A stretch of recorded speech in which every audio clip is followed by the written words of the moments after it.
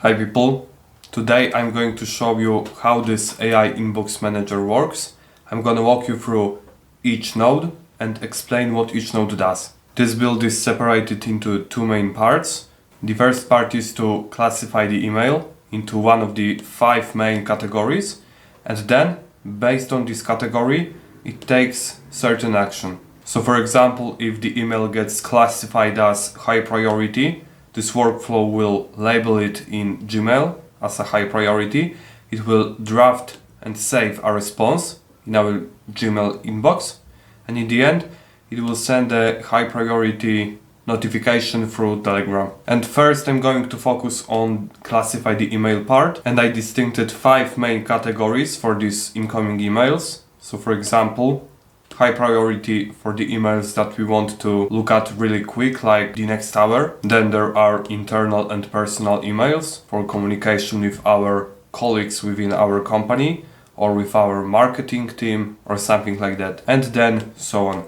So n8n has access to all of the emails that are coming into our inbox thanks to this Gmail trigger node. This node gets triggered every time that our inbox receives a message, and then it also triggers this whole workflow. Then there is the classify the email node, which is actually the OpenAI message model node. And this node is actually the node that makes a decision of what category should the incoming email receive. Once this classification decision is made, the switch node forwards this incoming email into one of these 5 categories. And the job of each of these Gmail nodes is to stick a label to our incoming email, so it is easier to distinguish these emails in our inbox. And it actually looks like this. Each of these labels have different color, different emoji, and it's easier to navigate.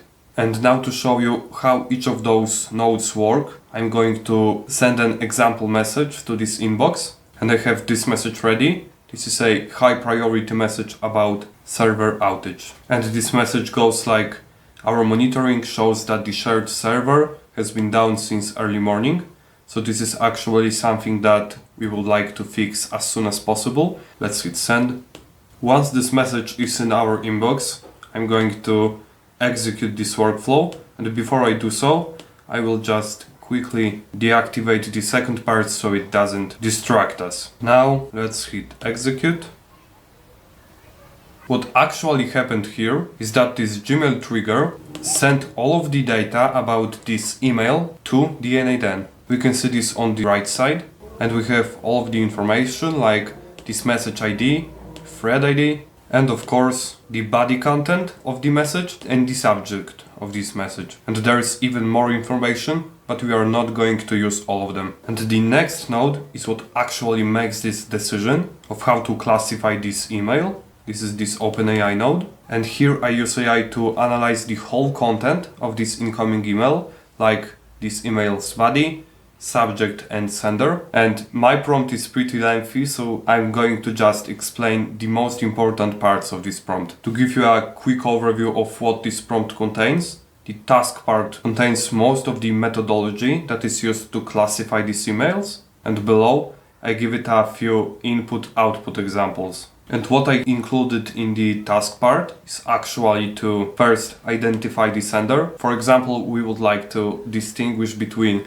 the emails that came from our important business partners, between the emails that came from our colleagues or our internal marketing team. Then there's the examine the subject line and body, and this actually makes the AI analyze what this email contains. And for example, if the incoming email will contain any invoice, payment, or just any information that we would like to pass to our finance department, it will classify it as finance and invoices. Or for example, if the email will contain any unexpected urgent things, like the server outage, in the example message that I sent, it would classify it as high priority. Then there is the determine the urgency, and once it goes through these 3 steps, it outputs the decision, like finance and invoices, customer support. The email that I sent got labeled as high priority, so in the output field we see category high priority. Then I tell it to output the result in a JSON format. This helps to keep the format of the output exactly as I want, without any double quotes, without any colons. or without the preamble like, sure, here's your category, and then the category. I wanted to just output the category without anything else. And then below there are input-output examples. They are proven to improve the accuracy and the quality of the AI's output. And after AI outputs a decision,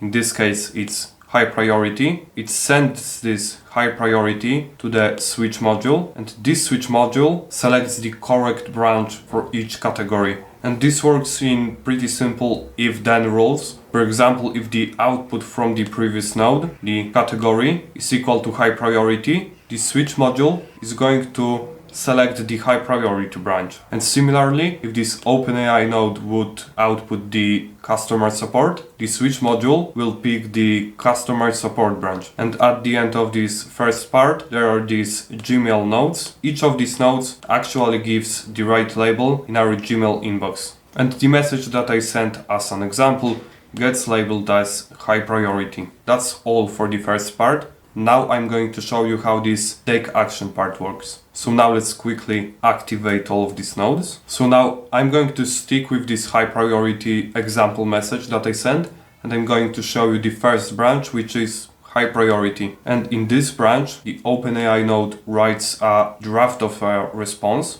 Then this response is saved as a draft in our Gmail inbox. And at the end, we get a notification through Telegram about the fact that we received a high priority message. I opened this workflow once again, and I also sent this message once again.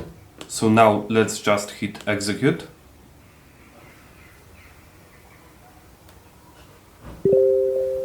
And we got a notification through the Telegram chat. It also gives us a quick look of who messaged us and what is the subject of the message. And this inbox manager already created a draft response in our Gmail inbox for us.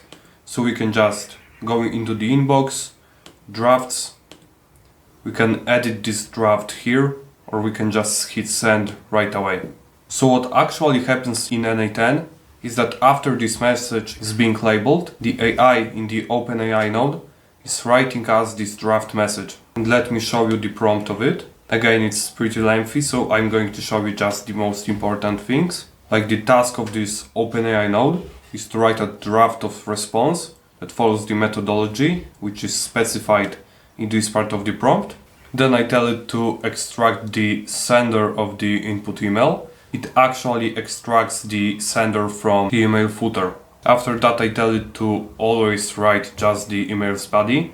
I don't want it to write the subject line. And I tell it to always sign this response email as Damian. And below, I tell it to always output the response in a JSON structure. There I actually give it two key value pairs. The first pair is draft and the actual value of this draft. And this is the email's body that I want this AI to write. You can see it here. For the second key value pair, it outputted the sender, just the sender, as John Doe, CEO of the partner company. And we can actually check this in Gmail.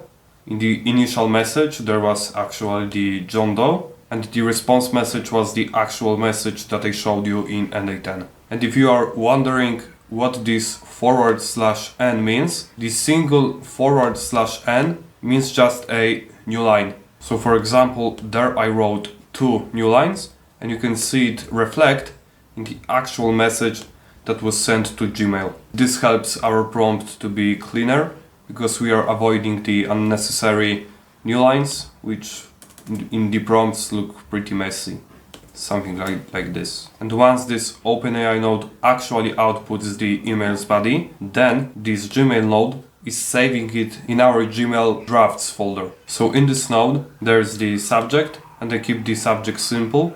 It's just a response. So for the example email that I sent, the result will be response, server outage impacting client operations. Then in the message part, I actually input the draft that was written by the OpenAI node, and I just dragged this draft field from the left side to this message field. Then in the options field, I give it a thread ID, so it just keeps all of the messages into a nicely organized thread. You can see it reflect in Gmail.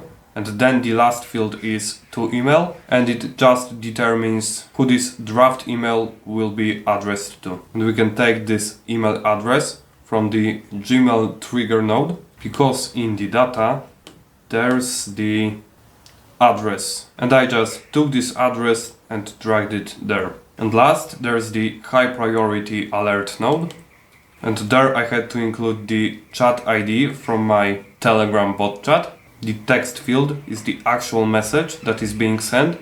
I keep some of the text the same, and I just dynamically insert the prompt and subject. And in the preview, you can see that this is actually the same message that was sent into the Telegram bot. That's all for the first branch, so now let's move to the second branch. The second category is for internal and personal messages, and I have this example message: change of time for workshop. It goes like, originally planned for Thursday at 10 a.m. will now take place on Wednesday at 2 p.m. So let's hit send, and now let's hit execute workflow.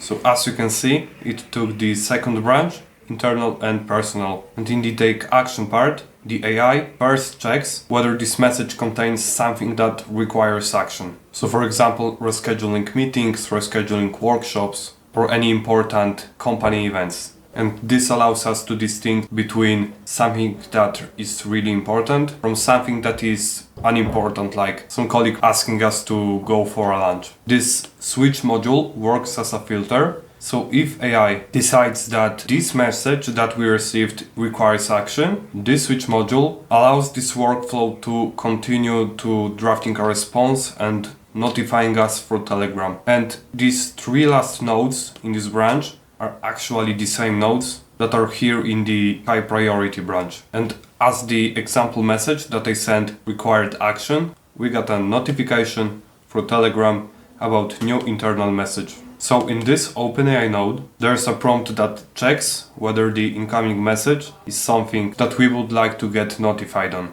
And below I show it what we don't want to get notified on, like if someone would like to invite us to a beer, to coffee or something. And at the end I tell it to output a simple decision, which is whether action or pass. In this case we got action. Then there's the switch node, which actually filters the outputs of the previous OpenAI node. So if the OpenAI node decision is equal to action, it allows the workflow to continue and notify us. So if the OpenAI node would output pass, this workflow would stop on switch node. In this case, the workflow continued. So AI wrote us a draft of a response. Then this draft got saved into the Gmail inbox, and we got a notification through our Telegram bot. Exactly the same as in the first branch. For this reason, I'm not going to show you the insights of these three nodes. So now let's move to this third branch, which is Finance and Invoices branch. In this branch, the AI extracts data from the invoice that is coming in, and then it sends this data to our finance department through email. It has some other data like the invoice number, due date, and invoice description. So now let's hit execute.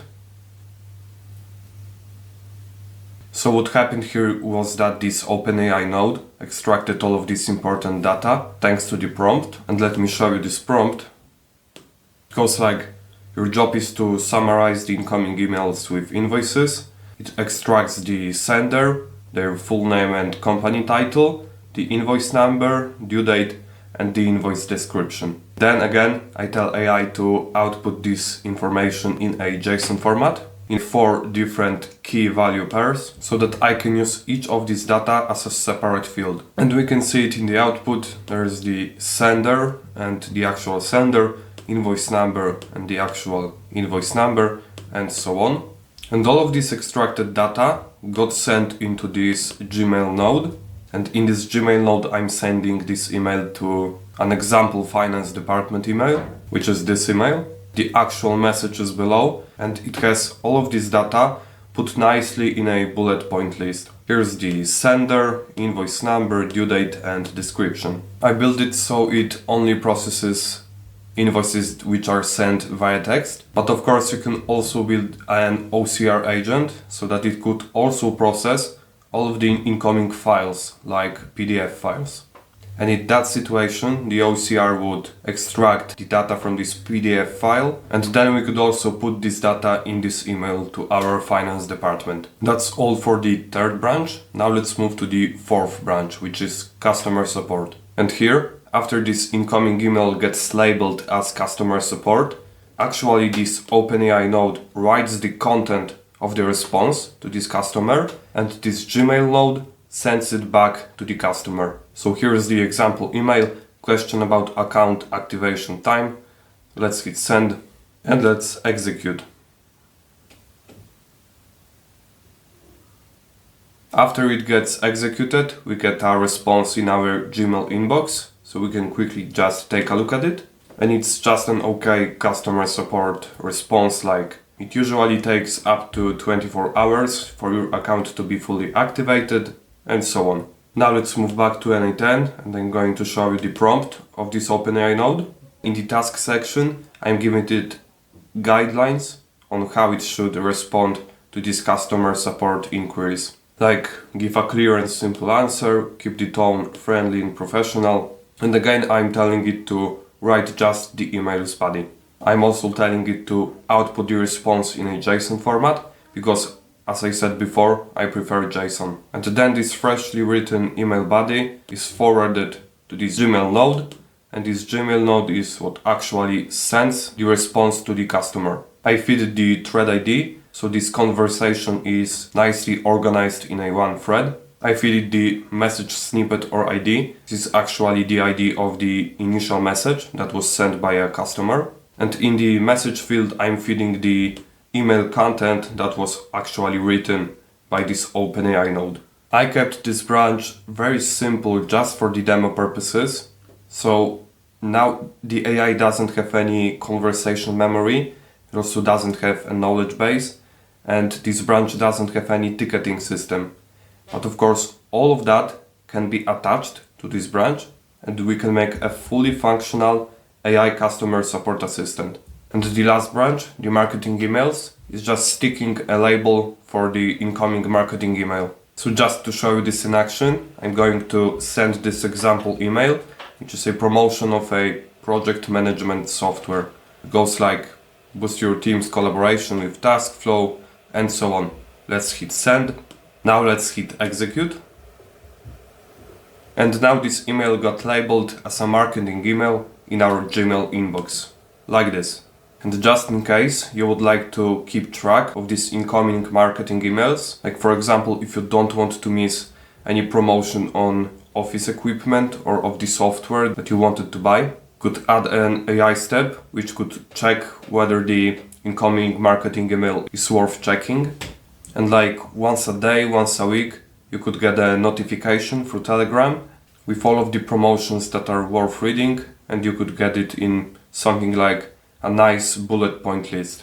And just a quick note, in this video I was activating this workflow manually for the whole video, but if you would attach this AI inbox manager to your inbox, you should hit this switch and activate this workflow. This way, this workflow will be automatically triggered each time that you get an email to your inbox.